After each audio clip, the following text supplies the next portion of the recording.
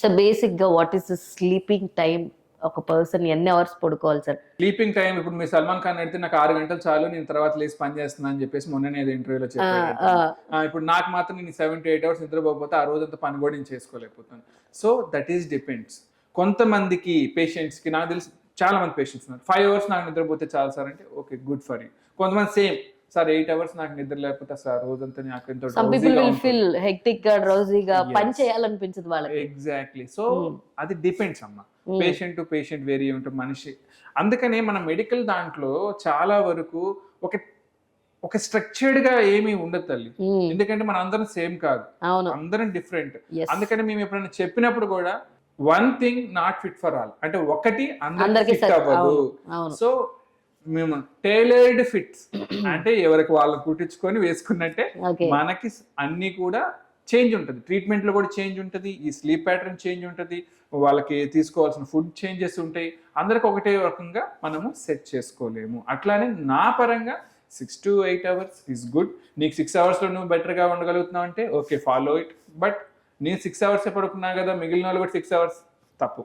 కొంతమంది 7 hours related కావచ్చు, కొంతమందికి 8 hours ఉండొచ్చు. సో అట్లాగా తీసుకోవాలి. ఒక మెడికల్ పాయింట్ ఆఫ్ వ్యూలో సార్ నాకు నైట్ అంతా నేను పడుకున్నా కానీ మార్నింగ్ మళ్ళీ నాకు ఎమ్మటినే డ్రైవింగ్ చేస్తున్నప్పుడు కూడా నిద్ర వచ్చేస్తుంది సార్, లేకపోతే నేను కూర్చున్నా నిద్ర వచ్చేస్తుంది, ఎమ్మటినే నిద్రలోకి వెళ్ళిపోతున్నాను, నాకు ఇబ్బంది అనిపిస్తుంది, గురకొస్తుంది అంటే ఫస్ట్ మేము అనుకునేది మెడికల్ పాయింట్ ఆఫ్ వ్యూలో అబ్స్ట్రక్టివ్ స్లీప్ ఎప్నియా, ఓఎస్ఏ అంటాం. దాంట్లో ఏమైందంటే వాళ్ళకి స్లీప్ అనేది ప్రాపర్ ఉండదు, మధ్య మధ్యలో లెగవాల్సి వస్తుంటది, గురకు ఉంటుంది. వీళ్ళకి ఏంటంటే బ్రెయిన్ కూడా కరెక్ట్ గా బ్లడ్ సప్లై లేకపోవడం వల్ల కూడా ఇది ఒకటి ఫ్రెష్నెస్ ఆఫ్ స్లీప్ అనేది ఉండదు.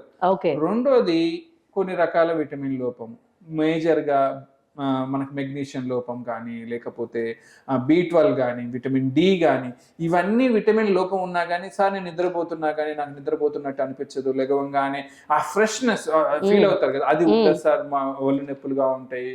ఇవన్నీ కూడా విటమిన్ లోపం వల్లనే అవుతుంటుంది. ఇంకొకటి కొన్నిసార్లు ఈ హార్ట్ ఇష్యూస్ ఉన్నప్పుడు కూడా ఏమైందంటే నేను చెప్పినట్టు ముందు కూడా సడన్ గా మధ్య మధ్యలో వాళ్ళకి 4 hours ఆయాసం వచ్చి లెగవటము, ఇవన్నీ కూడా ఉంటుందన్నమాట. సో మీకు ఆ రకమైన స్లీప్ డిస్టర్బెన్సెస్ ఉన్నాయండి. ఇంకొకటి స్లీప్ డిజార్డర్స్ కూడా అంటాం, స్లీప్ డిజార్డర్స్, యాంగ్జైటీస్, డిప్రెషన్స్, వీటన్నిటిలో కూడా యూ వోంట్ ఆ ఫీల్, ఆ freshness of feel from the sleep అనేది ఉండదు. నిద్రతోటి నిద్రపోయాను మంచిగా అనేది ఈ రోజులో చాలా మందికి ఉంటుంది. దానికి ఎన్ని రీజన్స్ ఉంటాయి. అండ్ మెంటల్ పాయింట్ ఆఫ్ వ్యూలో ఉంటుంది, అంటే బ్రెయిన్ రిలేటెడ్ ఇష్యూస్ వల్ల కూడా ఉంటుంది. ఇవి మనం చూసుకోవాలి.